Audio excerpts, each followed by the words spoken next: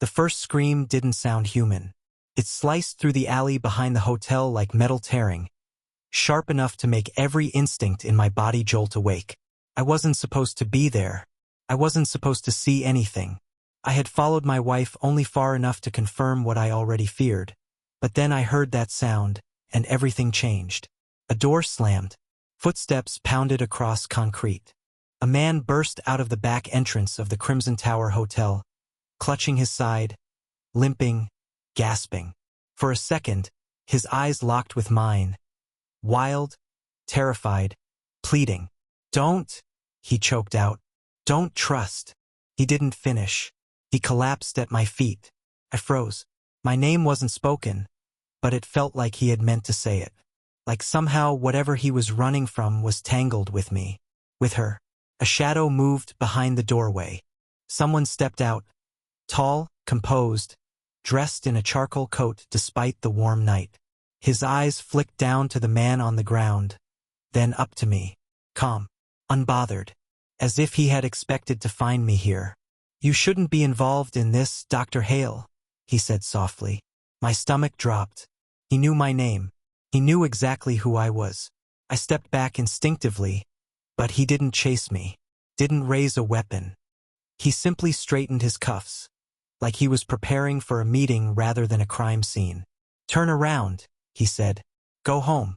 Forget everything you think you know." I opened my mouth to speak, but he cut me off with a faint, almost polite smile. "And stay away from your wife tonight." The hotel door closed behind him with a quiet, final click. The man at my feet groaned once, then went still.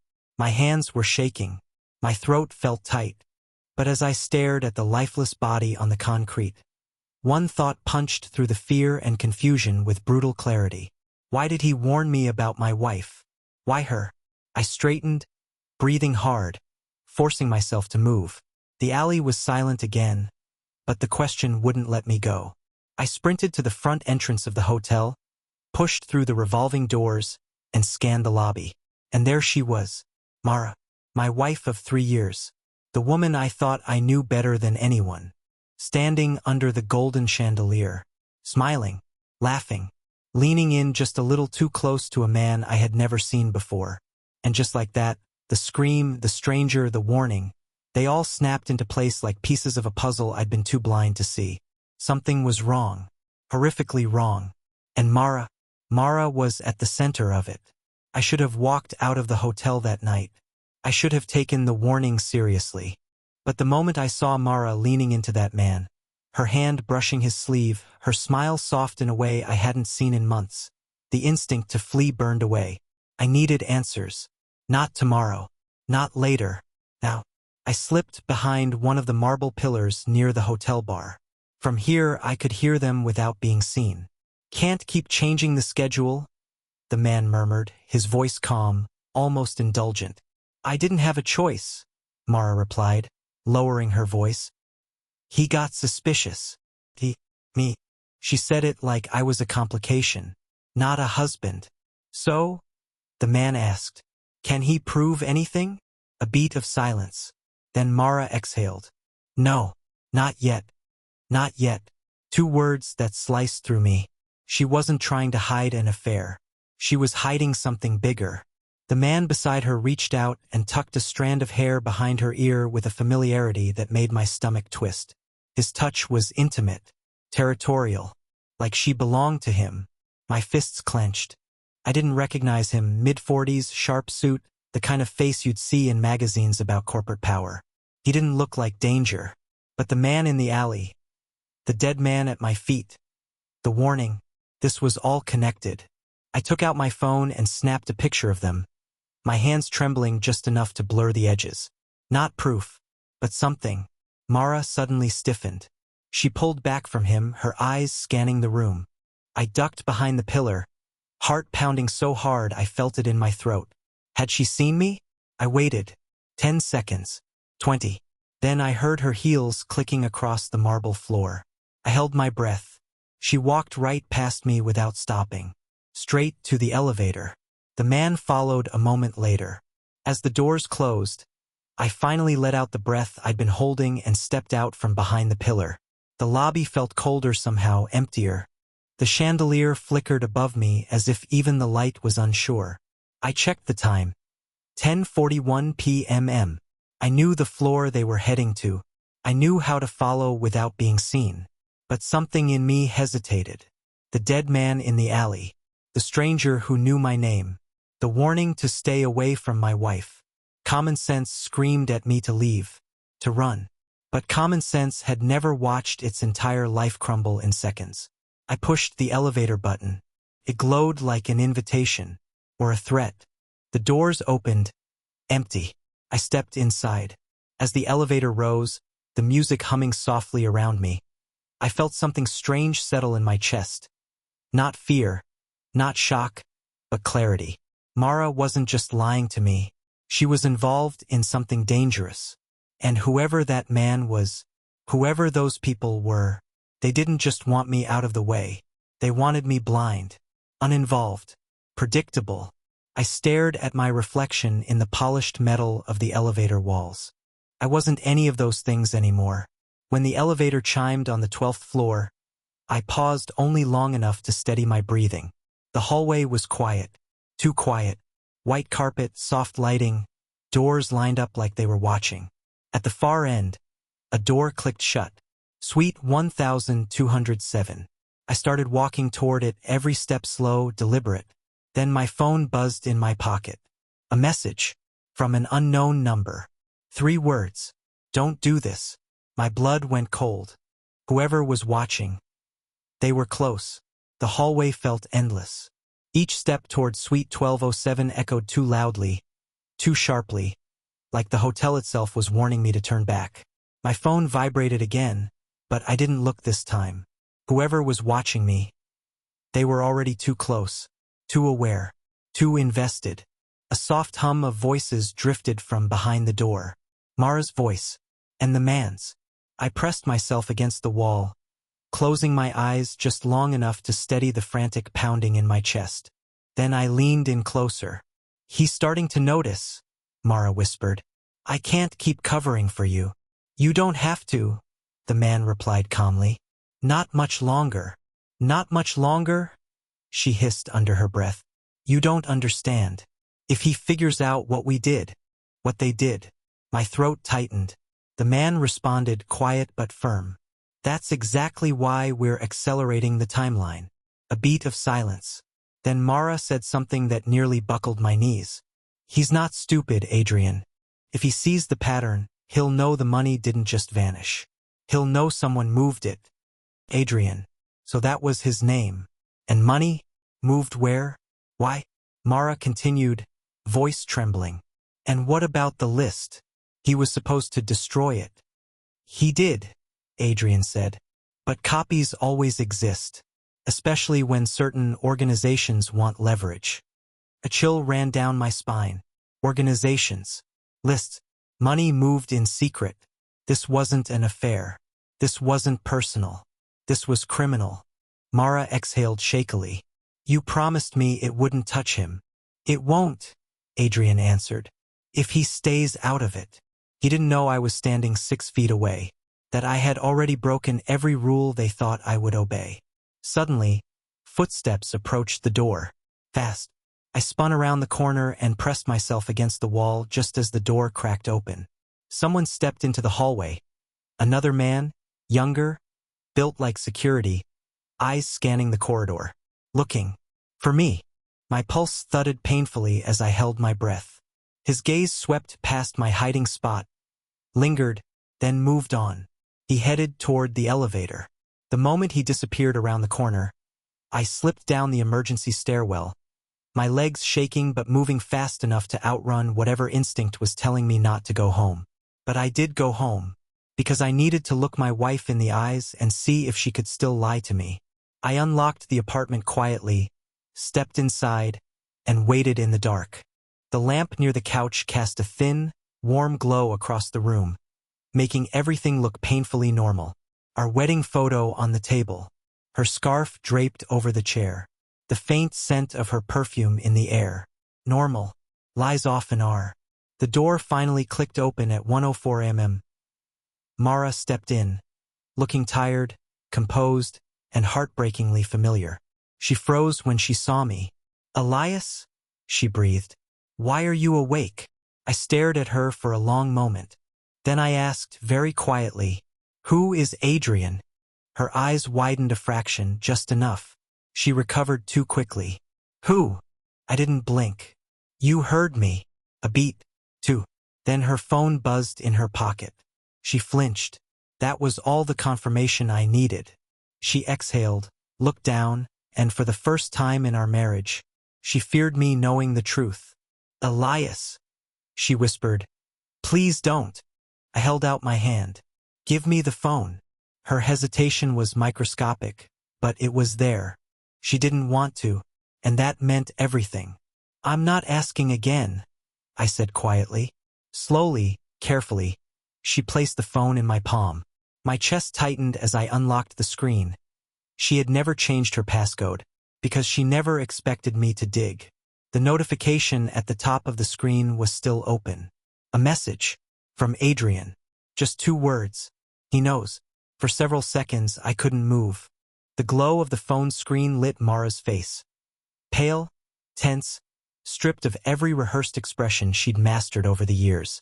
She knew the message had destroyed whatever illusion she had left. "He knows." Not "he suspects." Not "is he watching." Not "be careful." He knows. I lifted my eyes from the phone and met hers. "Tell me everything," I said. She closed her eyes for a moment, like she needed to catch her breath. When she finally spoke, her voice was barely audible. "You weren't supposed to get involved." I stood completely still. People only say that when something is already irreversible. "What did you do, Mara?" Her throat tightened. "You have to trust me." "Trust?" I cut her off, my voice colder than I expected. "You lie to me every night. You disappear for hours.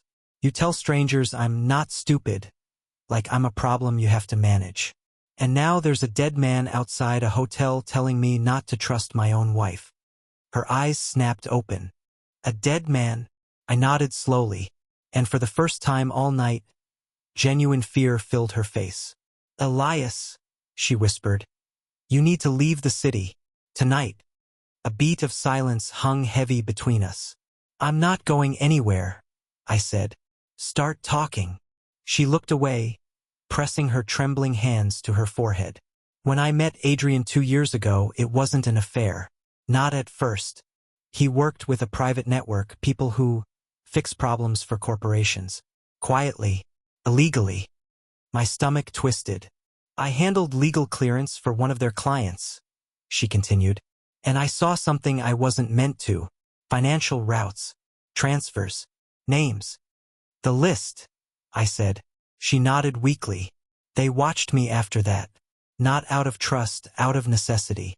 They couldn't let me walk away. Adrian said he would protect me, but protection from men like them always comes with a price." I stared at her. "And that price was what? Destroying evidence? Money laundering? Letting them kill people?" Her voice broke. "I didn't know they were killing anyone. I swear, Elias, when it started I thought it was just white-collar crime, high-level fraud, something survivable." I stepped back. "And now?" Her silence spoke louder than any confession. "They want something from you," she whispered. "They've been preparing for months." "From me?" My voice hardened. "Why?" She swallowed. "Because you're a surgeon. You have access to data they need. Medical clearances, identity confirmations, access to systems." My pulse skipped. "You're planning to use me?" "No," she cried. "I tried to keep you out of it. But Adrian, he realized you'd never question me, that you'd sign off on anything I brought home, that your credentials were the perfect cover." I felt the room tilt. The betrayal wasn't romantic. It was operational. A tactical choice. A weapon. My phone buzzed again, still in my hand. Another message from Adrian. "You had one chance. You wasted it." Mara grabbed my wrist, her eyes wild. "Elias, please listen to me. If you run now, they'll chase you. If you stay, they'll take you. You need to disappear." But I wasn't hearing her anymore, because a shadow moved outside our window. A silhouette, tall, still, watching. My blood went cold. "They're here," I whispered. Mara's face drained of color. "Elias, go to the back. Now." The front door handle twitched. Softly. Testing. Not breaking in. Not forcing entry. Testing. Like they already knew I was inside. Mara grabbed my arm. "Please. If you ever trusted me, run." But trust was gone. What remained was something sharper. Survival. And the quiet, simmering knowledge that if they wanted to take my life apart, I was going to take theirs first. The front door handle stopped moving. Silence pressed against the walls, thick and suffocating, as if the entire apartment were holding its breath with us. Mara's grip on my arm tightened just enough for me to feel the tremor in her fingers. Then 3 soft knocks. Not aggressive, not hurried. A rhythm, a signal. Mara's face went white. "That's not enforcement," she whispered. "That's Adrian." My pulse hammered. "Why would he come himself?" She swallowed hard. "Because he thinks he still controls me." Another knock. Just as calm. Just as patient. "Mara?" Adrian's voice drifted through the door. Measured. Almost gentle. "Open it. We need to talk." Talk. Dangerous men only talk when they already hold the winning hand. Mara shoved me toward the bedroom hallway. "Elias, listen to me. If he sees you, it's over. You have one exit. The fire escape from the bedroom. Go. Now." But I didn't move. "You're not staying with him." "I'm not," she whispered fiercely. "But if I run with you now, they'll hunt us both. If I stay, I can stall him. Buy you time." Another knock. Sharper this time. "Mara." A pause. "Don't make this difficult." Her eyes locked on mine. "Elias, please. Go. If you stay here, I lose you tonight." Something inside me cracked. Not anger. Not even betrayal anymore. But grief. The kind that comes when the truth is too heavy to hold. I cupped her face for one brief second. "Don't let him touch you," I whispered. Her breath hitched, but she nodded. Then I slipped down the hallway, heart racing, mind blazing with one thought. I am not dying here. Not for her lies. Not for their schemes. The bedroom window slid open with a soft click. Cold night air rushed in. I grabbed the fire escape railing and swung myself over just as I heard the front door open behind me. Mara had unlocked it. She let him in. That was her distraction. I descended the fire escape as quietly as possible, boots hitting the metal grating with muted thuds. The alley behind the building was empty, thank God, and I hit the pavement running. I didn't stop until I reached my car 2 blocks away. But when I pulled the door open, I froze. A white envelope sat on the driver's seat. My name written across it, in clean, elegant handwriting. I looked around. No one. No footsteps. No shadows moving. Carefully, I picked it up. Inside was a single piece of paper. A list of names. 10, 20, 30. All crossed out except one. Mine. Elias Hale. Pending. At the bottom, a message typed in cold, precise letters. "This isn't personal. You walked into the wrong room. Stay gone. Or we finish what she started." My blood turned to ice. What she started. My hands shook as I slid behind the wheel. I didn't turn on the engine yet. Couldn't. I sat there breathing hard, letting the truth carve its way through me. Mara hadn't just been manipulated. She hadn't just been threatened. She wasn't innocent. She had brought me into this long before I realized it. The list, the money, the access. She had given them my name. Not to kill me. Not at first. To use me. I leaned back, staring through the windshield at the dark, empty street. A decision settled over me. Not heat, not rage, but something colder, cleaner. Survival wasn't enough now. I wanted answers. I wanted leverage. I wanted justice. And I wanted every single person who tried to destroy me to regret it. I turned the key in the ignition. The engine rumbled to life. I drove into the night without looking back. Not running. Not hiding. Hunting. Because they had taken my life apart. And now, piece by piece, I was going to take theirs.